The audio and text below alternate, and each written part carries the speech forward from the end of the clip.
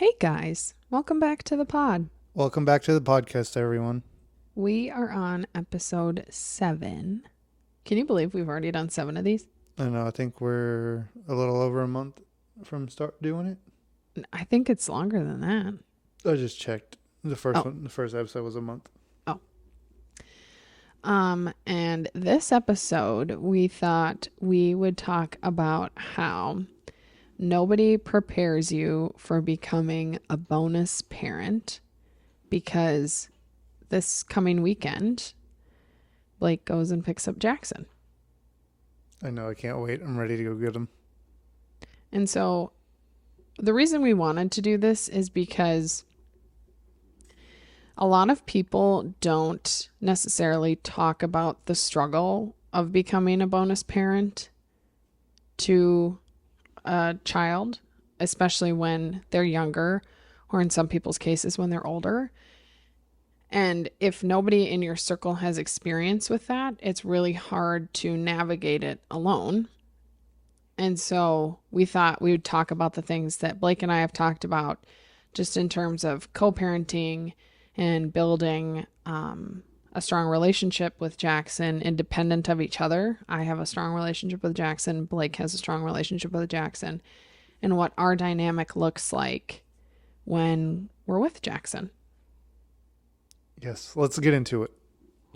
So one thing that we have talked about is that when you get in a relationship with somebody that has a child or has children, if you are going to commit to this person or you're going to spend a long time with this person, you eventually would meet their children.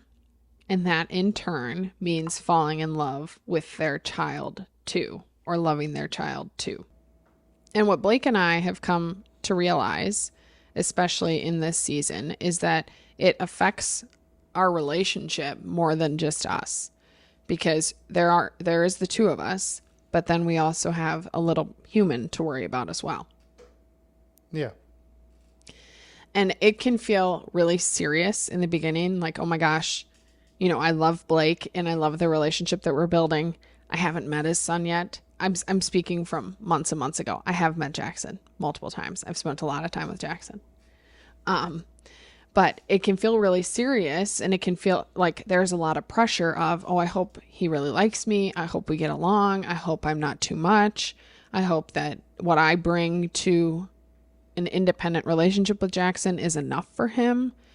And wanting to show up consistently. The two of us have shown up consistently for Jackson in that we're communicating with his mother every week about school and how things are going. And we also talk to him every Sunday on FaceTime. Yes. But no, I think like in the beginning, I mean, I think that was the first thing I told you when we first started talking, that I have a son. Yeah. And it wasn't something that you were hiding No, either. I was just like, I think I even had it in my bio too, just to let you know, so you knew what you were getting into. Yeah. And with having a kid, it can feel very challenging, I think, from your perspective in terms of dating. Or it did feel challenging in terms of dating. Yeah. They were just like, I remember like one time, I forgot where I was, but I'd gotten like matched with someone. They're like, "Oh my god, you have a kid," and I was just like, "Yeah," and they're like, and then they were just like, "Oh, well, I'm not trying to be his mom." I'm like, I'm not asking. It's like my son doesn't need a mom. I take care of him as it is. So yeah, it was just really, it was challenging, and kind of like at the point where I was like, you know what, I'm just gonna focus on myself, focus on Jackson. Like, I'm pretty much done with dating. Yeah. So, in thinking about that, when did it hit you that bringing someone into Jackson's life was a huge deal? Um, Or I guess a better question is, when did you find it appropriate to bring somebody that was important to you into your son's life? Because I don't think you introduced him to everybody you were dating. no. Just kind of like when I like felt, I wouldn't say like good chemistry, like just when I felt like that they would be like, there would be a good connection, I guess, or I don't really know how to answer that, to be honest.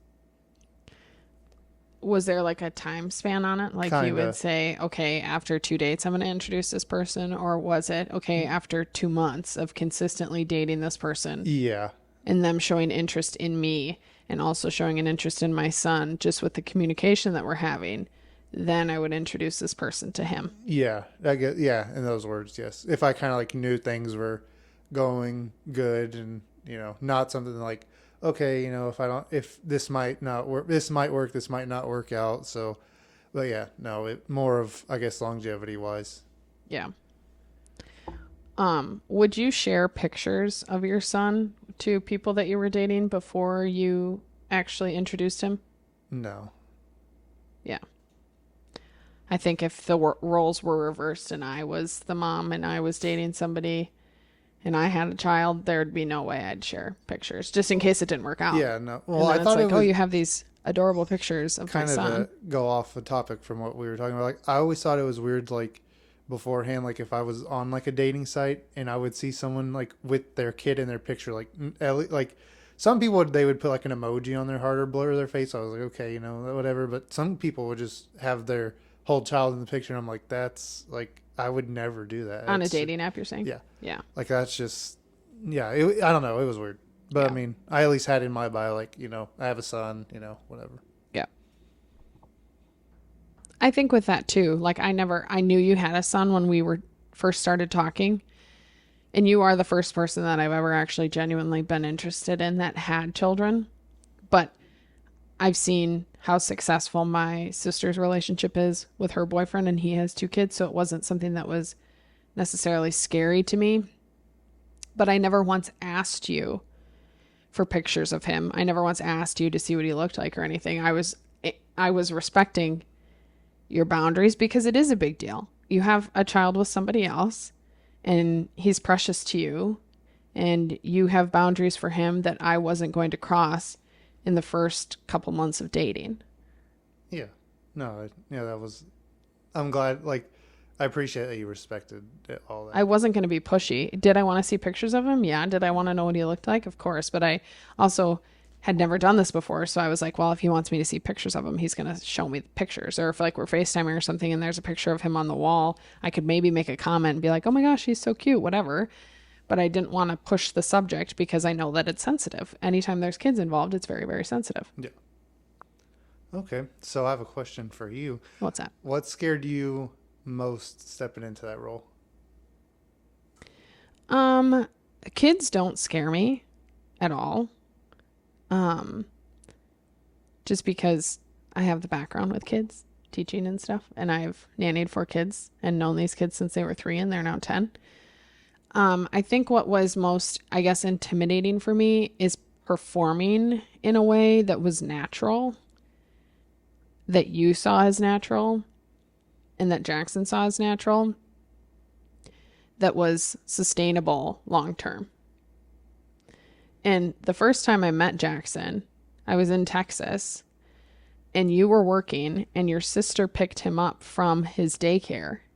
And I called you because you were going to have me pick him up from daycare. Well, yeah. Do you remember that? Well, yes, but like, And I called you and I said, I don't want to pick him up from daycare because he's never met me and I don't want him to be scared to go with a stranger.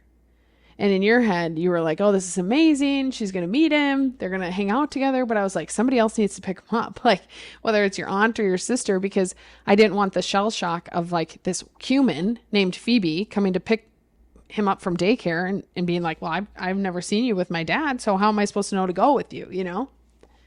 So your sister picked him up and he was so excited to meet me. He was so excited. I brought 2 pools down. And we played in the pools all afternoon. He didn't even get in the swim trunks. Like, he was so excited. He swam in his underwear. It was very, very cute. And I also brought like a big ball pit and all this other fun stuff for him to play with. Not because I had to, but because I wanted to. I wanted this culture to be like, this is fun. This is happy. This is normal. And knowing that it was going to be long term, that I would be able to deliver those things on a routine basis, not just in that moment. yeah. And I mean, I don't want that to come off like, oh my God, like it was Phoebe's first time meeting Jackson and Blake's at work and But I knew like with your background from like the teaching and the kids, like when we were getting to know each other, like I felt comfortable with you doing that. Like I felt it kind of didn't click how like before you were like, oh, with picking Jackson up like that. That's when I was kind of like, oh yeah, that connecting those dots. That's when I was like, okay, well, I'll have someone go pick Yeah. him up and drop him off. But I felt very comfortable and knew he would be in safe hands. And yeah, Yeah. if I didn't, then I would have had to call off work and do it that way. But I Which felt would have been fine. well, yeah, it would have But been. I had committed to it. I was like, oh, for sure, I can pick him up from work. Like, I'm going to be at the house. It's 5 minutes away. I had driven to Texas. So, like, I had my car. It was going to be no problem. But then when I sat with it, I was like, oh, that's going to be too much at once. Yeah. Um, Yeah, I think once you kind of brought that up, but then I was like, oh yeah. the other thing that Blake and I have talked in length about is that becoming a parent figure is emotionally weird at first. In the beginning, you don't know your role. Like, am I supposed to discipline this child? Am I supposed to have hard conversations with this child? Am I supposed to tell them what to do and when to do it? Am I supposed to be in charge of meals, bath time? Like, there's so many questions that you have in the beginning where it's like, is that my job? Or is that your job? Or is that a joint job? So we had to work through all of that. And I also did not want to overstep Blake's parenting. Because in the beginning, I'm just like trying to figure it out. Is it a free for all around here? Like, is he able to do and say and act however he wants? Or are there rules? And with that, obviously, comes boundaries. Like, I wanted to, again, respect what you had set in stone with Jackson before stepping in and being like, okay, we don't act like that. We don't say things like that. And my background is whole brain teaching. And so it's a lot of choices. It's a lot of options and it's meeting the child where they're at. And Jackson sometimes has some really big emotions. And so working through those emotions, you like to nip the behavior right away as it's coming on. Whereas I not necessarily like to let it play out, but also like them to be able to express why they're mad, why they're frustrated, why they're angry, and then work backwards to figure out what actually happened to cause those emotions.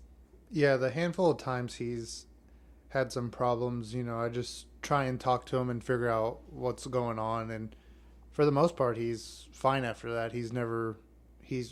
I've been lucky. He's never really been, a handful. Yeah, he likes to push boundaries though sometimes, and he's a master manipulator to get people to let him have more screen time or let him have more junk or whatever. It's terrible, but it's kind of funny. Like I try not to laugh in front of him, but like in my mind, I'm kind of like, because Yeah. for an instance, he had gotten in trouble. I forgot for what, but we were talking to him on FaceTime, and he's like, "Oh, like turn the TV on. Let me watch a little bit of YouTube or something." And it's just He wanted us to turn the phone camera around and then turn on YouTube so he could watch YouTube through our phone. yeah, but it's just like the way I see it being funny, like for him being so little and that smart, like, hey, Yeah, like he's a master manipulator. let me go ahead and watch this. It's And just, it is very cute. yeah. But all this to say, when becoming a parent figure and it being emotionally weird at first, there's no handbook to figure out where you fit. You just kind of have to do a lot of trial and error. You have to figure out, like, is he even going to be receptive to correction? Is he going to be receptive to discipline? If I say this is how we're going to do something, is he going to follow along? And Jackson has done all of those things. When I was in Texas, I was home alone with Jackson. We pulled him out of daycare so that I could spend time with him while I was in Texas. And we had the best 2 weeks ever. Oh yeah, no, he had. I mean, we had a great time together, and I really wanted that time with him so that I could figure out who he is as a person and how he operates. And now, I mean, I'm his best friend. Yeah. No, in Anytime we get on FaceTime, where's Phoebe? Where's yeah, Phoebe? every time. Where's Phoebe? but no, it was a first for me too, like with how everything's been and how we're getting married and all that, but that was my very first experience with having you with Jackson, and you've done such an amazing job. Thank you. And I'm glad y'all have the relationship y'all do. Thank you. You're welcome. Another thing we talk about, because as most of you know, Jackson is full-time in Arizona with his mom. is that long distance parenting changes everything and is very, very challenging. It's very challenging. Yeah, it's very hard. Some things we talk about all the time is that we have countdowns until we get to see him again. We try to make our FaceTime super meaningful. There's pressure to make time with him feel normal and perfect. We're responsible for all of the travel logistics, airfare, all of that stuff. So the costs associated with it. Super emotional goodbyes because sometimes we don't have plans for when we're going to see him next. And how routines are constantly changing to fit around his day to day. Yeah, especially with him being he's going to first grade now, but with him being in kindergarten as of the recording, his schedule is shifting a little bit more. So, well, and he too, I mean, he does before school care and after school care, and his mom works full time and is sometimes on call. So it's just, we have to be flexible, and we have been very flexible. Anytime we talk to anytime he calls, we answer the phone. It doesn't matter if I'm at work, if Blake's busy, if we're out of town, it doesn't matter. We'll answer the phone always because we covet that time and it's so precious and sometimes super limited. But that does not negate the fact that the rest of it that comes with it is very, very challenging. And we've made it work. We've made a point to go out to Arizona much more. We talk to him every Sunday. We'll see him this summer. He's going to come for the wedding. And then after that, Blake and I will be married. So then it's next steps. Are we moving to be closer to him? We don't know. Are we moving, down in that area? Not necessarily Arizona, but closer to that area so it's easier to get to him? We don't know. We haven't talked about it. But it's all of those things that you think about in long distance parenting. And I know a lot of people do this, and sometimes it's easy and sometimes it's really hard. But for us, I think we've made it work really, really well. And we've provided the consistency of every Sunday, if you want to call us, we're available. Every Monday, if you want to call us, we're available. And we tell them that every time we hang up the phone. Anytime you want to call us, just pick up the phone. Yeah, no, it's... But because he's 6, he doesn't have a phone. Yeah. So we try really hard to work together to find a time, and Sundays somehow landed up being the best.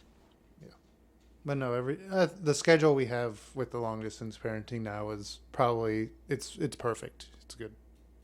I mean, obviously we would love to talk to him every day, but this is what works right now for his schedule and his mom's schedule. Yeah. Another topic that Blake and I have talked about just with co-parenting and then being parents together one day. I mean, we parent Jackson together, but just being parents of our own kids one day, is learning how to parent together.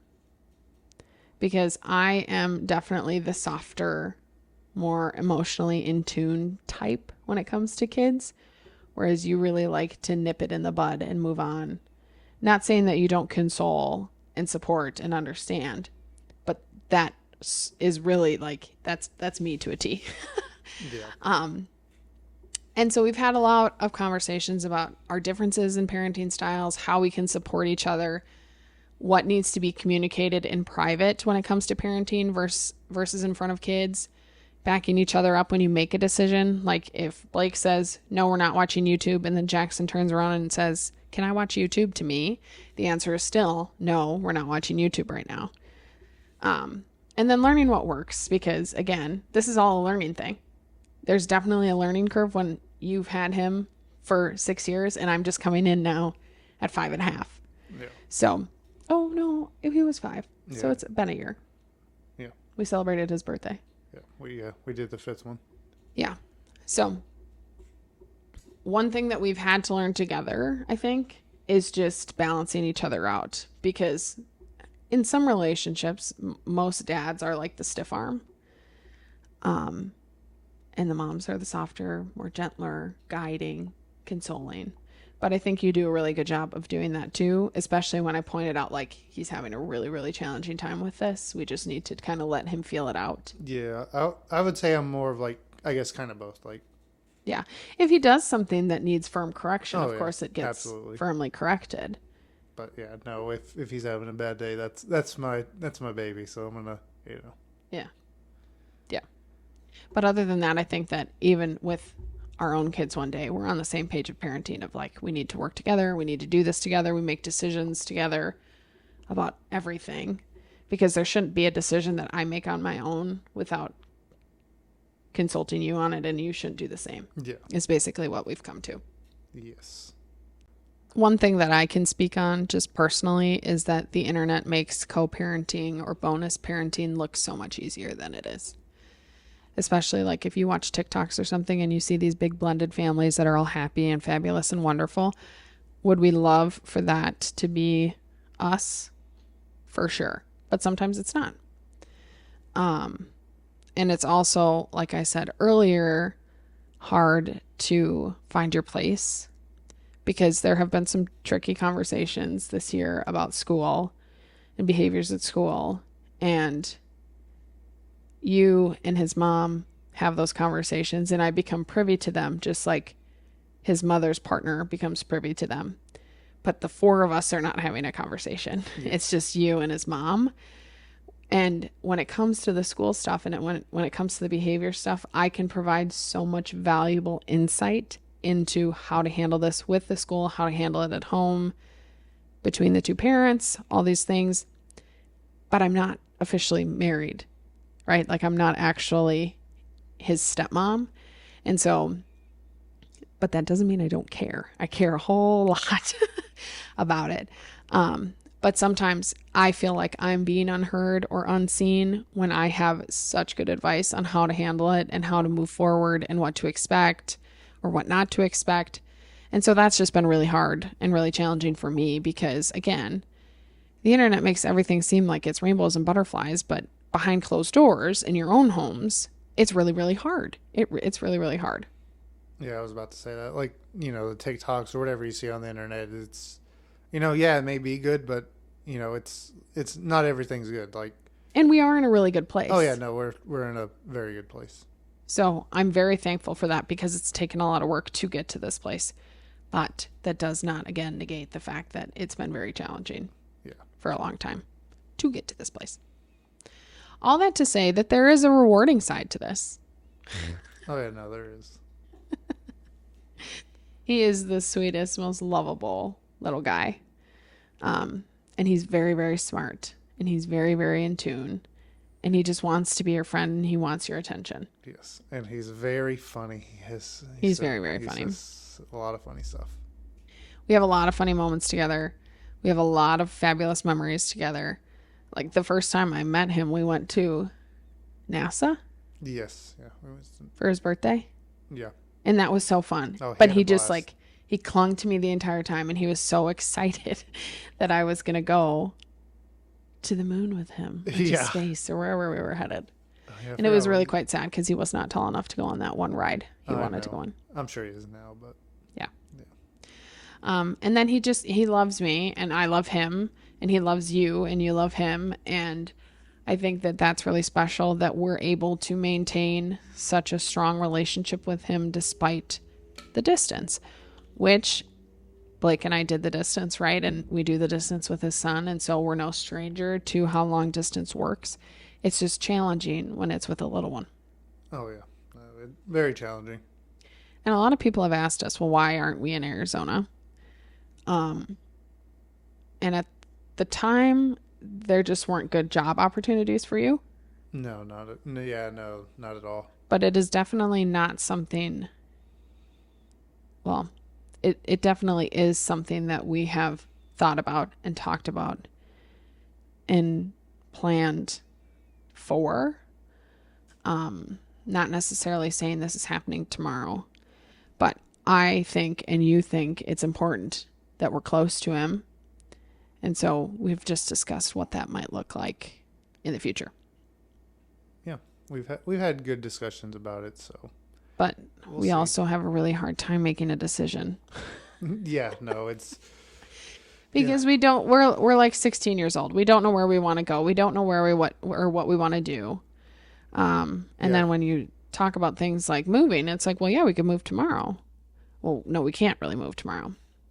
Yeah, no, it'll take some time, and then I know we've discussed like wherever we move is probably going to be like the final, like that's where we're settling down and staying. Yeah. Well, that's what we want to Okay. do. Not necessarily saying that will happen. Um, but again, it's all conversations that we've had and will continue to have as time progresses. Absolutely. All that to say, if you're a co-parent or you're becoming a co-parent or you're a bonus parent or a step parent, I appreciate you. I see you. I hear you. I understand the struggle. And I'm not even married yet. So I get it. It's hard. It's not meant to be easy. But what you're doing in coming into another kid's life is super important. And even if, they're older or they're younger or whatever, they appreciate you just as much. And you should feel appreciated and loved by your partner through this whole process because it's not easy. I would hope you feel appreciated and loved Oh no, by your partner. And if you don't, I would suggest a different partner. no, I'm very thankful and appreciative for all you've done for him. Thanks. You're welcome. Blake wants to share some updates. Oh yeah, we have a few life updates. So I don't know if we said in the last episode or not. My EMG came out good.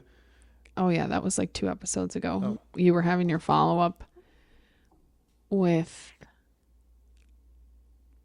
the doctor that For nerves and hands. Doctor recommended. Yeah. So I did fail that test, so I will be... Hang on a minute. He went to go see an upper extremity specialist.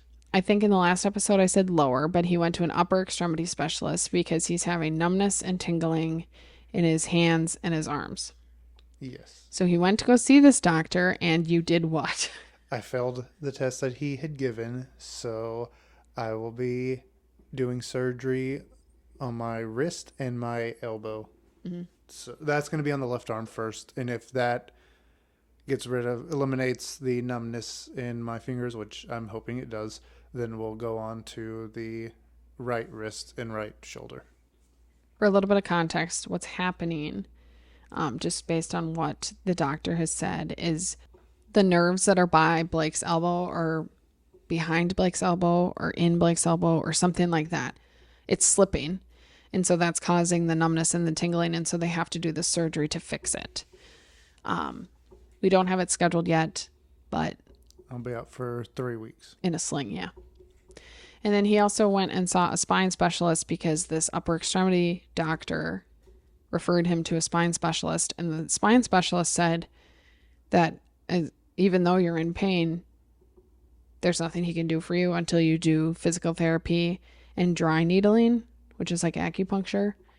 And then that will happen for 6 weeks. And then they'll reevaluate after that. And all of you are thinking, hasn't this been going on since January? Yes. Yes, it has. Yes, but I feel like we're at the getting close to end stage, which is not very nice because I'm ready to get back to my normal lifestyle, especially pickleball. Oh my gosh. I love pickleball. Yeah. And then on Friday, Blake flies to Arizona. I'm not allowed to go with him for various reasons. But he's going to fly to Arizona on Friday, and then him and Jackson are coming back on Saturday. And then he's here. Yeah, and he'll probably be on the next podcast. Oh my gosh, if we can get it together by then. Yeah. Well, I don't know, either the next one or I don't know. He'll be on a future podcast. Yeah. And you can hear his cute little squeaky voice. Hopefully he'll laugh too. What's happening for me? Nothing. I'm not allowed to do anything or go anywhere. It's not funny. My bridal shower is at the end of this month, my Minnesota bridal shower, and Rhonda and Taylor are coming to town for that, which is super exciting. Yeah, and they'll get to see Jackson. Yes. And then it's summertime. I might have them do what they did the last time when they came to visit for... No, that was so disgusting. Are you talking about Whataburger? Yeah, but I lately in the mornings, I'm like, I really miss Whataburger. In the mornings. Like the Whataburger breakfast. You wake up thinking about Whataburger? Like when I get to work and I'm hungry, I'm like, man, breakfast on a bun would really... That is so disgusting. I miss it. It's disgusting. The first time I tried Whataburger, it was after we went to that concert. Shenandoah. And I will die on this hill that it is mid at best. At best. I'm not big on their breakfast. I've never been. I mean, I'll get a couple breakfast things there, but I like their burgers. But I also tell a lot of people. I also tell a lot of people because from work they're like, "Oh, which Whataburgers are good?" And I'm like, "It depends on the location because there Oh have been my a few gosh. locations that have not been good." Somebody who's coming for the wedding from Texas, like, bring him something from Whataburger, please. Bring me the party pack, please. I'll That appreciate sounds it. disgusting. No, it comes like with 10 different burgers or 5. I You know. don't need 10 different burgers. I know. We can all have a Whataburger party. Oh my gosh. Anything else? I think that's no, not on my end. Do you have anything else? No. It's finally nice here. It was 88 degrees on Friday. Yeah. No, it looks like it's nice out too right now. The sun's shining. As always, we really appreciate everybody who listens, who likes, who comments, who subscribes. Yes. And Thank if you. there's anything you guys want us to talk about, please let us know. You can DM me, DM Blake, comment on the YouTube. Other than that, we hope you have an amazing week. Is that it? Yeah, I thought you were gonna say bye. Oh, thanks. Are you kidding? I thought you were sorry. I thought you were gonna cut it. Thanks so much for listening. We'll talk to you all soon. Bye.